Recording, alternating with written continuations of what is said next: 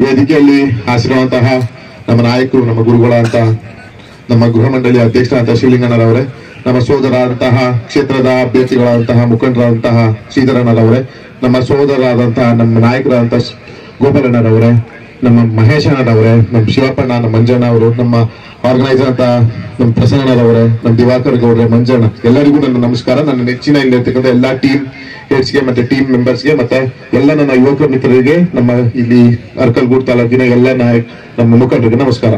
ಇವತ್ತು ಏನು ನಾಡು ಕಂಡಂತ ಒಂದು ಶ್ರೇಷ್ಠ ಗುರುಗಳಂತಾನೆ ಹೇಳ್ಬೋದು. ಸಿದ್ದರಾಮಯ್ಯ ಸಾಹೇಬರ ಕಪ್ಪನ್ನ ಇವತ್ತು ಲೀಗ್ 2 ಇಟ್ಟಿದ್ದೀರಾ.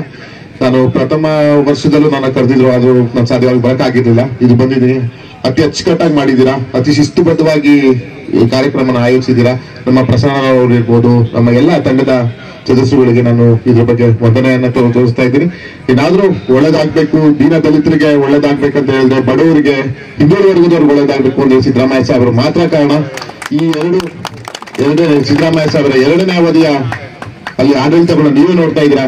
ಇಡೀ ದೇಶದಲ್ಲಿ ಅಥವಾ ಪ್ರಪಂಚದಲ್ಲಿ ಆಶ್ವಾಸನೆ ಕೊಟ್ಟು 5 ಗ್ಯಾರಂಟಿಯನ್ನ ಏನಾದ್ರು ಏಕಕಾಲಕ್ಕೆ ನಿರ್ವಹಿಸಿದ್ದಾರೆ ಅಂದ್ರೆ ಅದು ನಮ್ಮ ಕಾಂಗ್ರೆಸ್ ಪಕ್ಷದ ಸರ್ಕಾರ, ಸಿದ್ದರಾಮಯ್ಯ ಸಾಹೇಬರ ನೇತೃತ್ವದ ಸರ್ಕಾರ.